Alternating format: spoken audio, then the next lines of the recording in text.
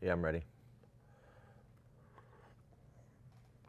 I'm only gonna drink half of it because I don't really need a complete 5 hour of energy. I just need like 2.5. So that being said, what's up, fellas? Well, you know, we talked about not having a 2020 because I was gonna maybe win the tournament.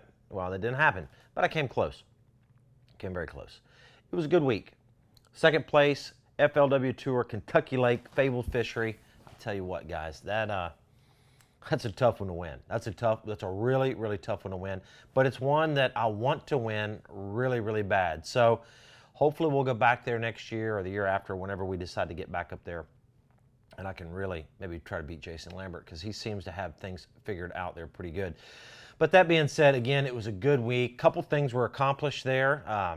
Obviously good points. Points equal Angler of the Year status, and I have moved myself into second place. How about that, guys? Second place for Angler of the Year. So we're not done. We've got one more tournament left, and it can happen. It could happen. Mark Rose is leading. He's a good angler. He's going to catch them, I'm sure. It's going to be a hard one to win, but you never know. So that being said, 2020, we are back, Kentucky Lake. But first, we do have to get through a few housekeeping items. Number one, we picked a winner, actually 5 winners, for the Tron. Now, if you watched one of the practice videos at Kentucky Lake, we talked about how awesome Tron has been to all of us and the awesome products that they make. And I said, guys, just let me know who wants to win it. We're going to pick 5 people. So we did pick 5 people in no particular order. So what we did is we responded back to your comment on our page and let you guys know to go ahead and DM us your information, your shipping information for these 5 people. Not everybody, just these 5. Bob Smith, okay, Jamie Brierly, John Anderson, Sean Curtis, and David Chestnut. Congratulations, guys. You're going to get some of this Tron fuel treatment. Stuff's awesome. This is the time of year everybody's getting their, you're getting your boat out, you're getting your Polarises out, you're mowing the yard once a week. I mean, this is the time of the year you're using a lot of things that use gasoline and a lot of things that have ethanol in it. This will help ethanol problems, okay? This stuff is awesome. It's an enzyme fuel treatment by Tron. So check it out. Enough said. It's good stuff. It's heading your way. That's number 1. Number 2 is jerseys. Now, we waited a long time to pick a winner on the jersey, and I apologize. We didn't do a jersey for Smith Lake. We did one for Kentucky at Cumberland, okay? And we also did one for Kentucky Lake just recently. So that being said, we picked a winner for this jersey. This jersey here is the actual one I wore in the tournament. It even has the date, April 12th through the 15th, Lake Cumberland, Burnside, Kentucky. This is my jersey, the one I actually wore. The winner of this jersey, so thank you very much. All they had to do was go to OT Wear, become a fan of their Facebook, check out their Instagram, whatever, to kind of follow what they're doing, and they went and picked some people that follow their pages. So that's what they did. They picked Elizabeth Flint Fitch. Okay, Elizabeth Flint Fitch, if you're watching this, you just won the jersey. So how cool is that? Okay, and we've got another one coming. How about that? This is going to be Kentucky Lake, Gilbertsville, Kentucky. Second place jersey right here, guys. So if you want a chance to win this, we're going to be giving this away soon. And again, just go check out OT Wear and become a fan of their page. And if you need a jersey made for any of your team tournaments coming up or any of your team stuff, be sure to give them a call. Those guys make great, great jerseys. So enough of that. What else do we have to do? What else? We did Tron. Oh, shirt, SMC shirt. Check it out. You saw me wearing the sweatshirts. We're kind of past the sweatshirt time of the year now, unless you're way far north. T-shirts, SMC T-shirts. How about that? Check it out. We're going to drop a link down below. We've got a store. We've got shirts and hats. Also, this hat right here, Scott Martin Challenge hat, is exclusive for AFCO. We're going to drop a link in there below as well for AFCO.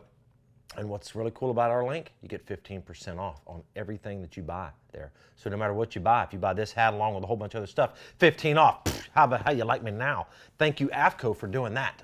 I love it. Okay, shirt, hat, Tron. What else before we... Oh, dude, here. I just opened this up. Literally just opened it up.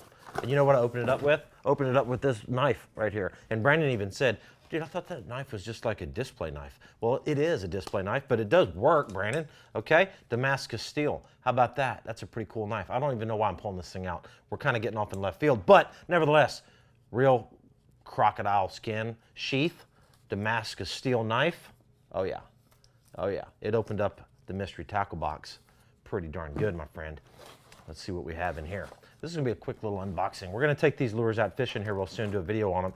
Number one, we got a little crankbait, Pilot X, okay? Pilot X little crankbait. This is in my mystery tackle box kit right here. This thing looks pretty sweet. You know, they did do this little crankbait before, and it cast like a bullet. It was real heavy. It casted like a bullet. It had good action. I call it a little beetle bug. But this thing is like, feels a lot like that. It's very heavy, so it's going to cast far and accurate, but it's a little bit bigger. So I think that's going to be pretty awesome, actually. So that's a pretty cool little bait there. Lucky Craft top water. Can't go wrong with that. Never, never. Oh, yes, swim baits. You've been seeing me catch a lot of fish on swim baits lately. This is a little Optima swim bait. Perfect for those schooling bass, right? This isn't a giant one. This is a small. I've never even seen one this small. Actually, that's really cool because I have all kind of swim baits, lots of them, and I don't have one this size. So thank you, MTB, for hooking me up with a bait that I don't even have, okay? Some scent, Liquid Mayhem. Oh, you definitely need that, especially during this time of the year. These fish are spawning. Scent on your worms is good, okay? That's awesome. Some little worms here. I don't know, what the heck is this thing? Biospawn. Oh, that's cool. Check it out. It's like it's a jig trailer. Oh yeah. Put that on the back of a jig. It's got big flappers on it. You could Texas rig it. Okay, I'm digging that. That's pretty sweet. Pretty cool looking. Looks like Darth Vader, but nevertheless, it's going to catch some bass. And then Lunker City little sluggos. Can't go wrong with those either. Twitch them on the surface, Carolina rig them, whatever. All right, that was in my box. That's cool stuff. Thank you, MTB. We're going to take all this stuff fishing in a few days somewhere down here in Florida and do a little video on that. So if you want to check it out, we're obviously going to drop a link down below. Check out and just subscribe to MTB. Get lots of cool stuff. So that being said, I think we're done. Oh, look at this here. I gotta throw this out there. We're going to be dropping a video here real soon. We destroyed them. We destroyed them on this live target frog. This is the one I designed for live target. Yes, we did a video and it hasn't posted yet. We destroyed them. That's all I'm going to say. Okay?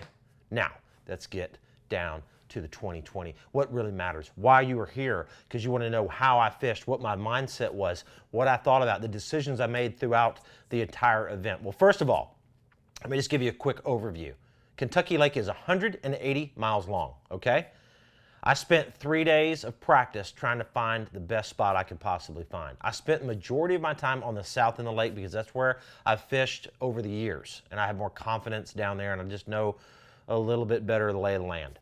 That being said, I found a really good spot, 85, 90 miles away from the dam, so I had to run a lot of miles, over 750 miles over the course of 4 days in the tournament.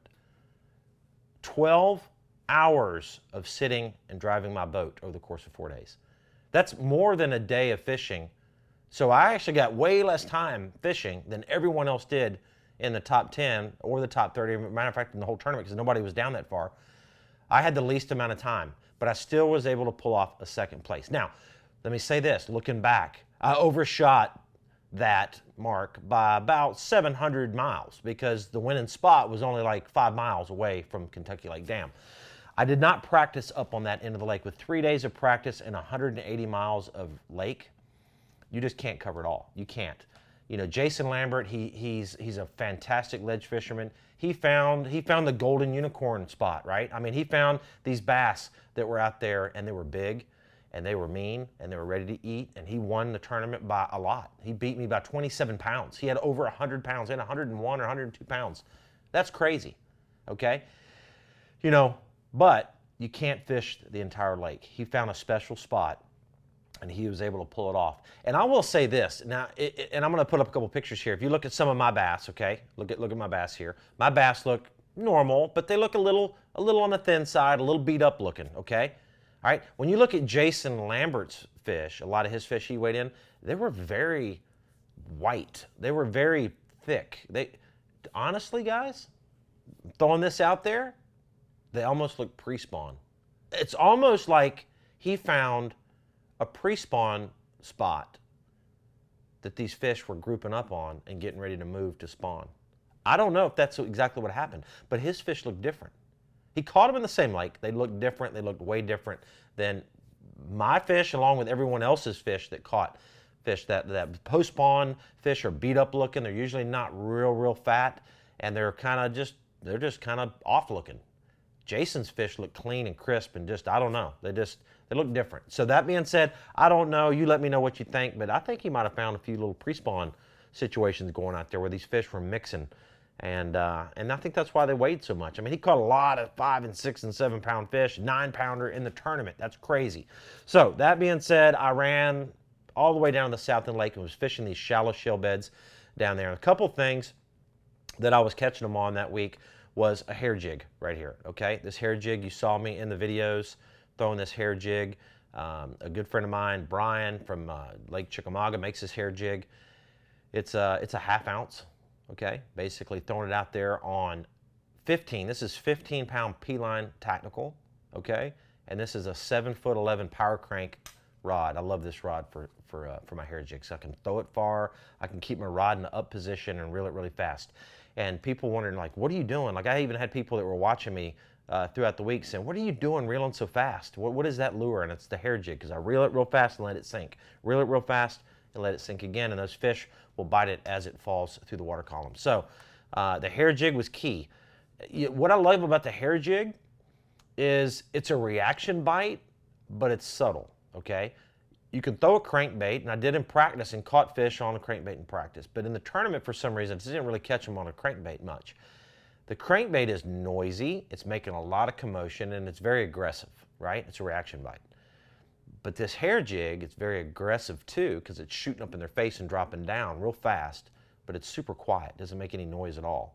So I like the hair jig, especially when the fish start getting beat up a little bit, or you're trying to, like, you're fishing them for a long time. Because for me, I didn't have a lot of schools of fish. Now, typically we've been to Kentucky Lake. I might have 10 or 15 schools of fish throughout the whole lake where I can stop throughout the day and hit them at the optimal times. But for me, I didn't have that. I basically had two or three spots that had a group of fish on them, so I had to keep milking them. And this hair jig kind of was subtle enough to kind of allow me to stretch those fish over a course of 4 days. If I'd have been throwing a big noisy crankbait for 4 days in a row on those fish, I think eventually those fish would have been like, oh, dude, I'm getting out of here. I'm just leaving, I'm getting out of here, I'm gone. This thing's blasting through the school and catching all my buddies and scaring everything else off. So that being said, hair jig is a very subtle but a good reaction lure. The other thing that was really cool down there on my spot is I caught them on a big jighead worm, okay? I caught them on a big jighead worm, and then I made a cool adjustment. You know, you think about those moments in any tournament where you go, no, I'm glad I did that. And it was a moment where I decided to tie on a Carolina rig. Now, why did I decide to tie on a Carolina rig? Well, I'll be honest with you guys. My co-angler on day one caught 15 pounds behind me, and he was throwing a Carolina rig most of the day. He would throw it out there and just fish it, you know, everywhere I was throwing the hair jig and the regular worm, and he caught a lot of fish behind me. So that kind of stuck in my mind. You know, obviously this time of the year is good for a Carolina rig, but I tied one on basically on day 2 and started rolling with it. Actually, day 3, I think, is the one I tied it on, and here it is right here. It's still tied on. Pretty crude looking deal. I had to actually find the swivel. This is a 1 ounce tungsten, just a flipping weight I had in my box. 20-pound P-line tactical. It never broke my line. And you need heavy line when you're Carolina rigging, because when you're Carolina rigging something that heavy, that's really banging into the bottom. There's a lot of shells where I was fishing and a lot of zebra mussels. So you need a heavier line. You don't want to go out there, you know, Carolina rigging with like 12-pound line. You're going to break off for sure. This is 20-pound P-line tactical. Had this rigged up, and now I'm going to go ahead and show you this.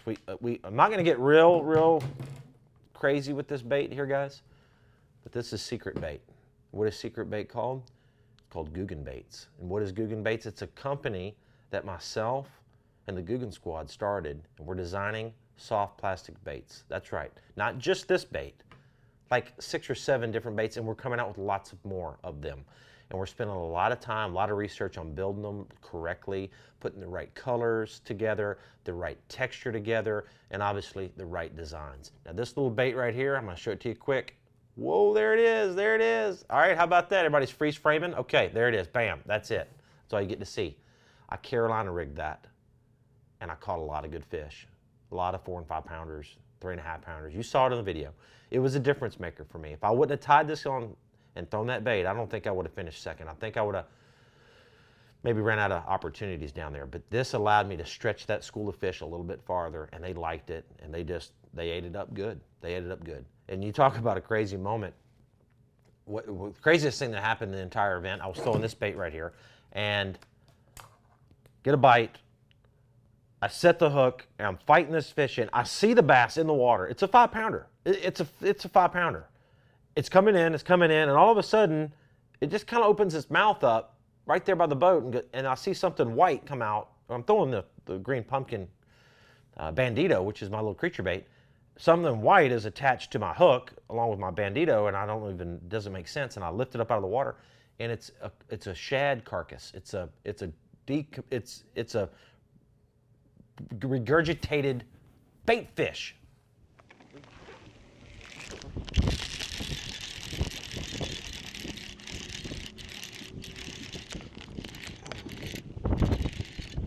Oh my gosh! He was eating a shad. That was down his throat, and that's why it came off. He was a 5 pounder, dude. I caught the thing he was eating. Dude, I've never seen that before in my life. Regurgitated baitfish, that's right, that's what I said. It's a tongue twister.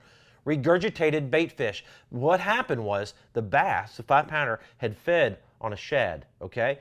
And it was down its throat, and the tail was sticking out of its throat, I'm sure. I can see that a lot. And so the fish came and ate my bandito, and when I set the hook on that fish, the hook in the Carolina rig hooked into the tail of the bait fish. While I'm fighting the fish, it basically pulls the bait fish out of the stomach of the 5 pounder by the time it gets to the boat, and it comes out and the fish swims off. That's what happened. Crazy deal. I mean, I basically fought the fish all the way to the boat and had never had a hook in it, just in the bait fish itself. So that being said, it still wouldn't have got me anywhere because I lost by 27 pounds. So it doesn't matter how many fish I lost. I came in second. That's absolutely the best I could have done. But it was a crazy moment for sure. So, okay, so here's my breakdown, okay? I went too far. Even though I got second, okay, I wasted a lot of time driving. I wasted a lot of time not fishing. And I should have at the very least, found a couple spots on the north end of the lake for day 3 and 4. Okay, so that way on day 3 and 4, if I needed to, I could stay north and maximize my fishing time. And I didn't do that. So when we go back, I'm gonna spend at least 1 full day on the north end of the lake and find something up there that I can fish, okay? And then I may, venture down south again because I like fishing down south. But that being said, I needed to find fish on the north end of the lake, so I had some places to fish up there to maximize my time. Because of the last couple of years, it's really been one up on that end of the lake. Those fish seem to be a little bit bigger when you find them. Those big schools, they seem to be a little bit bigger. So Jason Lambert's kind of had the keys to success up on that north end of the lake. And what is he fishing with? He's fishing with a lot of the same stuff, but his main weapon is a big scrounger. Okay, a big scrounger with a big castaic soft swim bait thing on the back of it, and he throws that a lot. He catches them on all kinds of things. Every time I look at his boat, he's usually got 2 or 3 big deep diving crankbaits, a hair jig, a big spoon, and a scrounger tied on of some sort. So that's basically what he fished with. Now, again, finished in second, moved up to second for Angler of the Year. What do I have to do now? I have to show up at St. Clair. I've fished St. Clair a bunch over the years. It's been good to me, and I'm excited about going up there. I not only enjoy fishing that lake just because it's a cool place, but there's big, big smallmouth there. And I love catching big smallmouth. So if I can show up and try to win this tournament, then we'll just have to see where the chips fall, where Mark finishes. I've got him, or he's got me by 64 or 65 points right now. So basically, here's the math, guys. I have to beat Mark Rose by 64 or 65 places in the tournament. Now, I still got to watch out for the guys in third and fourth and all the guys behind me because they're not too far back either. So it's going to be an interesting little race there at the end for sure. So that's my breakdown. You know, I felt good about it. I made my mind up. I worked hard. If you watched the travel vlog and you watched the practice vlog, you kind of saw how my focus was on it. And that means something. You know, it does. When you put your mind to something and you really focus and you really believe it, you can achieve it, guys. When you really just start visualizing yourself doing well, finding fish. And again, it's those long, hard practice days. And I say it all the time. I don't catch them a lot in practice. There's hours and hours and hours that go by that I don't get a single bite. And it's frustrating. But I don't let it get to me because I know that it only takes a few minutes to find that winning little deal or a spot that's going to really propel you in the tournament. And that's basically what I did. I kept my head down. I kept practicing hard. And I finally came across a couple special spots that I was able to ride out for second place in the tournament. Right here's the trophy, guys. Pretty cool stuff. Second place, Kentucky Lake. And it was awesome. So I hope you enjoyed the 2020. Again, I'm going to fish as hard as I can at St. Clair to win that one. And we won't be doing a 2020 if I win it. But I do enjoy hanging out with you guys. So I'm not sure what I forgot, but I really do appreciate all the support. Honestly, the channel's growing fast. And here's how we can keep it growing fast. Share it with everybody you know, and even a few people you don't. I don't care. Share the videos out to everybody. Tag us on Instagram. Tag us on Facebook. Let everybody know what we're doing. We're gonna keep chugging along. So thanks for watching. I don't know what else to say, but we're gone. We're gone, and I'm gonna go eat because you know why? It's Memorial Day. That's right, Memorial Day, and I'm gonna go crank the Traeger up, and we're gonna eat beef sliders and Wagyu beef and crawdads. Yeah, crawdads. Boom!